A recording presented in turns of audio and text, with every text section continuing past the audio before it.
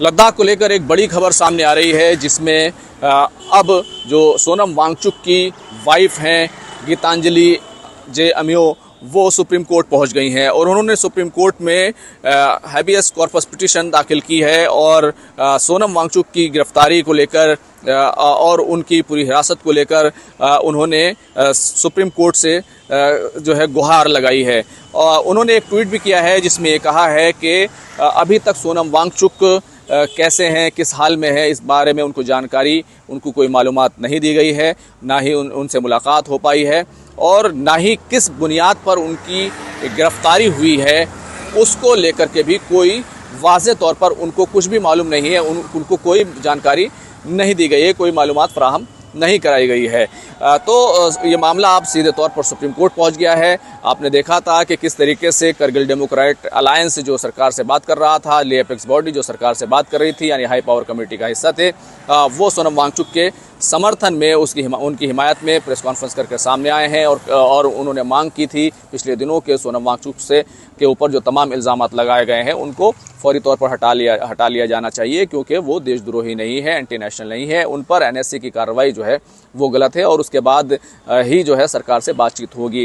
एक डिमांड ये की गई थी, दूसरी जुडिशियल इंक्वायरी की डिमांड की गई थी, तो कल ही जुडिशियल इंक्वायरी का ऑर्डर जो है यूटी एडमिनिस्ट्रेशन की तरफ से जारी कर दिया गया है। तो एक डिमांड जो है कहना चाहिए कि वो पूरी हो चुकी है, लेकिन सोनम वांगचुक की गिरफ्तारी को लेकर, उन पर लगाए गए एनएसए को लेकर जो जांच चल रही है उसमें अब और जो है वो कहना चाहिए कि शिद्दत आ गई है। सोनम वांगचुक की जो वाइफ है गीतांजलि जे अमियो, जो सुप्रीम कोर्ट पहुंची है, अब खबर ये है कि उनका जो हिमालयन इंस्टीट्यूट है हेल, उसकी क्योंकि वो सीईओ है और उस पर फर्जी डिग्री जो है वो देने का आरोप लगाया गया है, जो इल्ज़ामात हैं। और इस पूरे मामले में क्योंकि पहले भी गिरफ्तारियां हुई हैं और सरकार ने इससे पहले जो है ज़मीन की जो अलॉटमेंट थी लीज पर, उसको भी कैंसिल किया था, तो इस पूरे मामले में जो है अब खबर ये आ रही है, हालांकि खबर जो है ये ज़राए के हवाले से है कि अब गीतांजलि से इस पूरे मामले में पूछताछ की जाएगी। तो लद्दाख में भी एक तरीके से जो चीज़ें हैं वो अभी तक हो रही हैं। अभी यूटी एडमिनिस्ट्रेशन की तरफ से पुलिस जो इस पूरे मामले में जांच कर रही है, उसकी तरफ से ये कहा गया है कि सोनम वांगचुक के ख़िलाफ़ उनके पास वाज़ेह सबूत मौजूद हैं, काफ़ी सबूत मौजूद हैं और सोनम वांगचुक जो है अब इस पूरे मामले में जो है वो बच नहीं पाएंगे। तो एक तरफ टकराव की जो है पोजीशन है कि ले अपेक्स बॉडी और करगिल डेमोक्रेटिक अलायंस पूरे मामले को लद्दाख से जोड़कर सीधे तौर पर ये कह रहे हैं कि पूरे लद्दाखियों को इंटरनेशनल कहा जा रहा है, फ़ौरन वहाँ पर विदेशी हाथ बताया जा रहा है। लेकिन अब जो है इस पूरे मामले में जो है वो कहीं ना कहीं अब जो देखा था, फंडिंग की जो कहानी थी, फ़ौरन फंडिंग को लेकर जिस तरह की जांच शुरू हुई थी, वो कहीं ना कहीं अब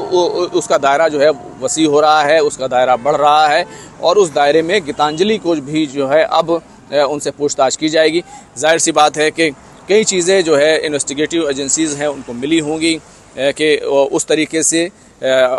कानून और जो उसूल व ज़वाबित हैं रूल्स हैं, उनका उस तरीके से पालन नहीं किया गया, उनको उस तरीके से लागू नहीं किया गया जैसा लागू होना चाहिए था। तो एक तरफ मामला सुप्रीम कोर्ट पहुंचा है, दूसरी तरफ पूछताछ की जा रही है और तीसरी तरफ जो लद्दाख के लोग हैं, जो करगिल डेमोक्रेटिक ले अपेक्स बॉडी, वो सरकार से बातचीत के लिए शर्त रख रहे हैं कि सोनम वांगचुक के ऊपर से, लद्दाखियों के ऊपर से एंटी नेशनल होने और उनके ऊपर एनएसए लगाए जाने की उनको ये तमाम इल्ज़ामात हटाए जाएँ। कुल मिलाकर अभी जो है मामला जो है सुप्रीम कोर्ट में है। बहरहाल देखना यह होगा कि सुप्रीम कोर्ट इस मामले में क्या ऑर्डर जारी करता है। लेकिन एक बात है, पिछले दिनों अभी 3 दिन पहले ही जब गीतांजलि की तरफ से दिल्ली में प्रेस कॉन्फ्रेंस की गई थी, उसमें उन्होंने ये कहा था कि वो कोर्ट जाना चाहते हैं, लीगल एक्शन लेना चाहते हैं, लेकिन अभी तक क्या ग्राउंड है और क्यों सोनम वांगचुक को किस ग्राउंड पर अरेस्ट किया गया है, किस ग्राउंड पर एनएसए लगाया गया है, इन तमाम चीज़ों की मालूमात अभी तक उनको नहीं मिल पाई हैं। लेकिन वेट करने के बाद, इंतज़ार करने के बाद जो है अब उन्होंने सुप्रीम कोर्ट में हैबियस कॉर्पस पिटीशन दाखिल की है, जिसमें सोनम वांगचुक के मामले को लेकर उन्होंने सुप्रीम कोर्ट से राहत की गुहार लगाई है। खुर्रम शहजाद, न्यूज़ 18, दिल्ली।